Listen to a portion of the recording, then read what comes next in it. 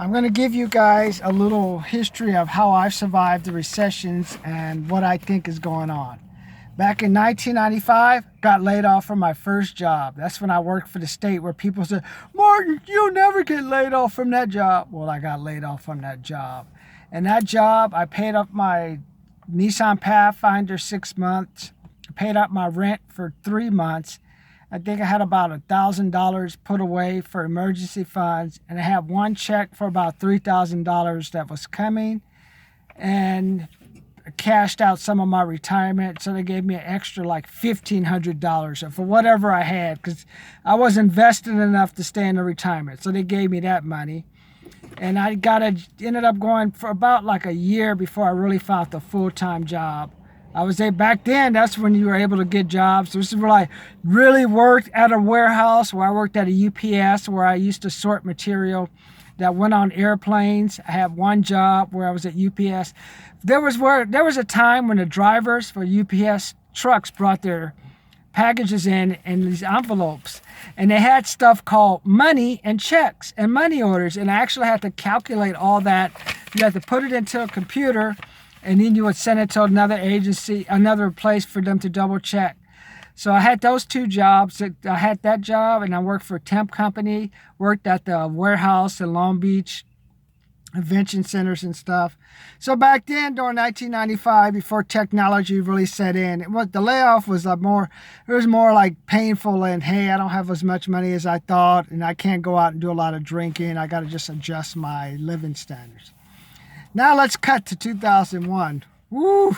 That's what I really underestimated. Like, that's when I quit my job. I said, okay, I'll be able to get a job. And that was right after 9/11. That's when I was getting my MBA.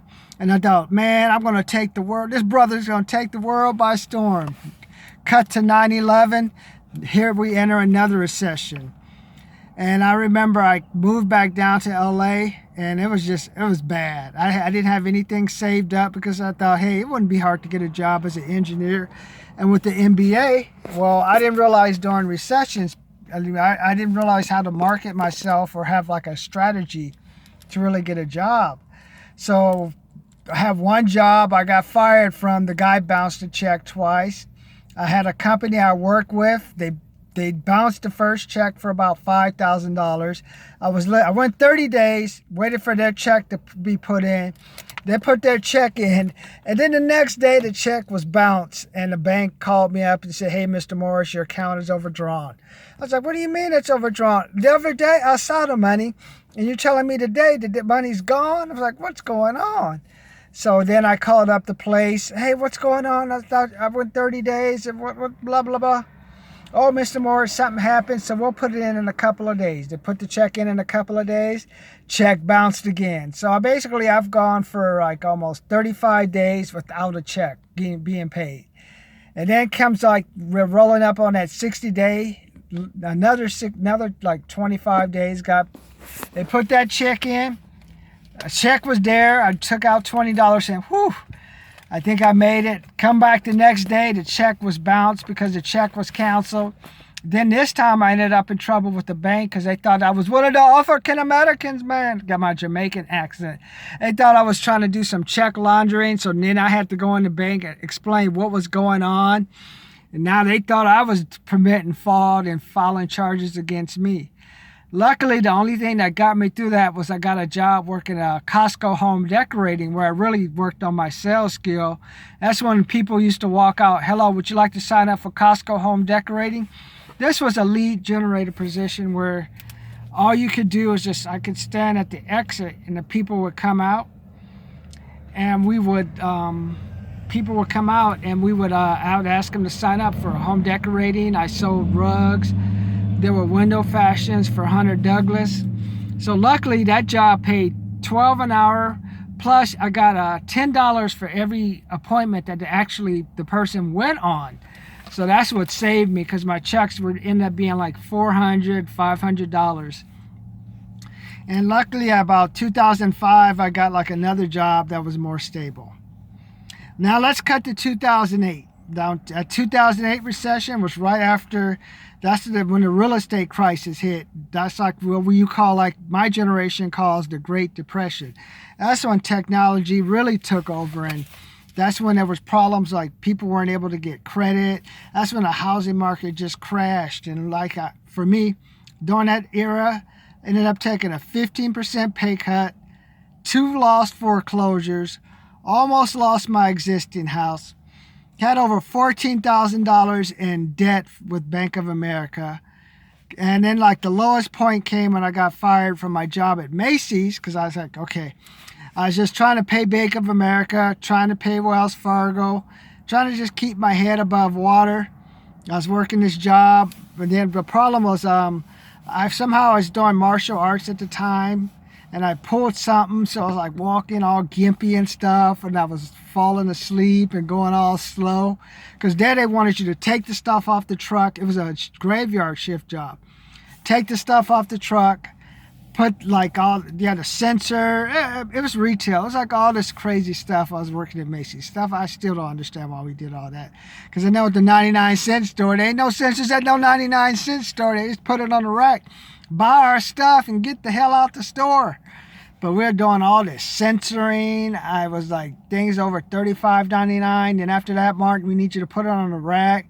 Put it on the rack and all kind of stuff. Hey, we have all these go back stuff that's been recalled. And I just sucked, man. I mean, then I remember she called me in her office. She probably loved it, man. Little 5'1" girl just telling the brother, "You're not cutting it, man. You're fired!" I went home that night. I was so depressed for like a week. I was like, man, I needed that money to eat. Otherwise, I got to make I was trying to turn $20. I was trying to stretch $20 for the whole week. But luckily, I recovered. I ended up getting another better job with Macy's, where I went back and say, hey, why don't I just be like a cashier and open up credit cards for you? So that got me on. And what was even better was like for the orientation meeting, they had food. I was like, yes. Not only am I going to be making a whole $12 an hour, maybe it was $10 an hour, but they had food. It was during the Christmas time. They had all these banquets and little potlucks. I was up there eating all the time. And now let's cut to 2019 recession. I went to the gas station, stopped at Shell. I went to 7-Eleven. That's usually an independent gas station. The gas is like $4.14 for regular gas. Earlier that day, I went by a Shell station. It was $4.29 per gallon for the low-grade regular glass, whatever. And then I went to some other gas stations, and I saw it was like $4.49. So I remember the last time I saw gas prices this high was during the recession of 2008. And also this morning I was driving. I work where I live at. I work by a lot of the Amazon and all these independent warehouses. And I saw all these trucks at 5 in the morning. I'm like, where are all these trucks going? And I have a friend, she works at Lowe's. I asked her, do you guys, and she works in the Lowe's in a nice area, like in the Gora Hill, Westlake area. And I asked her, are you guys getting your shipment in for like the seasonal? I mean, because I'm trying to figure out where all these trucks are going. Because usually they don't start their runs at least until maybe mid-October, early November, because there's no seasonal stuff. Halloween's not that big of a season. Usually start Thanksgiving, December is when you see all the trucks in the road. But for the last few days on the highway Saturday, on my way to wherever I was going out toward Ventura County, I saw all the trucks going on the highway. And they were going westward. Usually the traffic is going east. I'm like, what's going on? And then I remember, during the last recession, a lot of these haulers went out of business because they didn't get paid. They had these deliveries that they were supposed to drop off, but they never got they dropped off the deliveries. But this is when like the retailers were going bankrupt and filing bankruptcy. So when they filed for bankruptcy, they didn't pay the guys, and you had all these carriers go out of business.